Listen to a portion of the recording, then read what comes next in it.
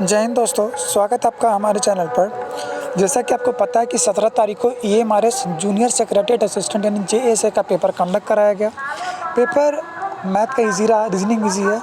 अगर मैं जीके की बात करूँ तो 30 क्वेश्चन 130 में बहुत मायने रखता है दोस्तों, क्योंकि आपका जब सिंगल पेपर एग्ज़ाम है उसके बाद टाइपिंग है तो जाहिर सी बात है कि एक नंबर का वहाँ पर वैल्यू होता है।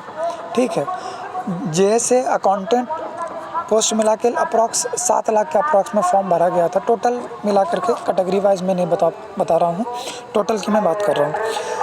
अब ये जो पेपर हुआ इसका आंसर की कब आएगा तो नेक्स्ट वीक में आपको देखने को मिल सकता है। ठीक है, मैं आपको ये भी क्लियर कर देता हूँ। ठीक है, कट ऑफ की अगर मैं बात करूँ तो पहला दिन जब पेपर हुआ तो क्वेश्चन देखने के बाद ऐसा रियलाइज़ हुआ कि कट ऑफ 90 प्लस तो जाना ही चाहिए। लेकिन सवाल यहाँ पे एक जीके का पेपर का है और थोड़ा जो आपका कंप्यूटर का पेपर है, हालांकि कंप्यूटर आसानी पूछा, जो लेवल था कंप्यूटर का आसान था, लेकिन कभी कभी कुछ सिली मिस्टेक्स की वजह से भी 2-4 मार्क्स इधर उधर हो जाते हैं। तो मेरे हिसाब से, मेरे अकॉर्डिंग जो JSA का जो कट ऑफ जाना चाहिए, पोस्ट क्या है आपका JSA है। ठीक है, अगर आप प्योर कैटेगरी से हैं और अगर आपका 88 प्लस अगर आप स्कोर कर रहे हैं, ठीक है, अगर आप 88 प्लस स्कोर कर रहे हैं यूअर कैटेगरी में तो आप टाइपिंग की तैयारी करें। टाइपिंग के लिए आपका हो जाएगा। ठीक है, और जहाँ तक बात है कट ऑफ की, तो टाइपिंग इसका इतना भी आसान नहीं है कि जो भी एग्ज़ाम देने जाएंगे वो टाइपिंग क्वालिफाई ही कर लेंगे। 1:3 के रेशियो में रिजल्ट आएगा, यानी एक सीट पर अब 3 बच्चे ही बचेंगे टाइपिंग में। तो जाहिर सी बात है कि ज़्यादा कट ऑफ वहाँ पे बढ़ने के चांसेस नहीं है, क्योंकि 1-2 नंबर का ही खेल होगा फाइनल मेरिट में। क्योंकि जो भी कैंडिडेट होंगे जो सेलेक्ट होंगे वो आपसे या तो 2-3-4 नंबर ज़्यादा होंगे, 5 नंबर या मैक्सिमम 6-7 नंबर ज़्यादा होंगे। तो बहुत रेयर कैसे कि 3 में, जाहिर तो नहीं कि 3 में 3 बच्चा का मार्क्स आपसे ज़्यादा ही होगा, तो ऐसा भी नहीं है। तो जहाँ तक की बात मैं समझ पा रहा हूँ कि अगर आप जनरल से 88 प्लस हैं तो आप आराम से इस एग्ज़ाम को क्वालिफाई कर रहे हैं। लेकिन मेरा ऐसा मानना है कि यूट्यूब में बहुत सारे लोग ऐसे जो आंसर की बता के कुछ गलत भी बताएं, सिली मिस्टेक्स हो उन्होंने भी किया है बताने में।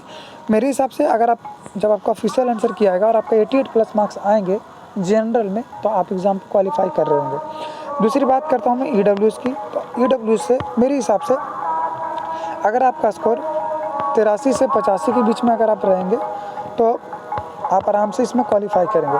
OBC की अगर मैं बात करूं तो 84-85 के आसपास आपको देखने को मिलेगा। अगर मैं SC की बात करूं तो 81, 82-83 का राउंड में, और ST की अगर मैं बात करूं तो 81-82 के आसपास में आपको देखने को मिलेगा। यानी जनरल से 6-7 नंबर तो आपको एक कम ही देखने को मिलेगा SC ST वाला। ये चीज़ें बाकी एक PH कैटेगरी होता है, तो PH कैटेगरी के बारे में मैं थोड़ा मार्क्स इधर उधर देखूँगा कि लोग के कितने मार्क्स आ रहे हैं।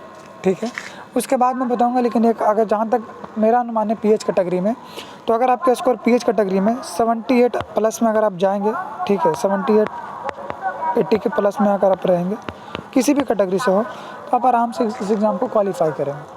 ठीक है, क्योंकि उनका टाइपिंग तो होने वाला नहीं है। हाँ, एक फैक्टर ये हो सकता है कि उनका टाइपिंग नहीं है तो उस वजह से थोड़ा और कट ऑफ चढ़ेगा। लेकिन देखिए, मैं आपको फिर से बता रहा हूँ कि ये जो PH कैटेगरी वाला है, इसके लिए मैं वीडियो एक अलग से लेके आऊँगा जो स्पेशल मैं बताऊँगा कि कट ऑफ कितनी जानी चाहिए। इस वीडियो में इतना ही, मिलते हैं अगले वीडियो में। जय हिंद।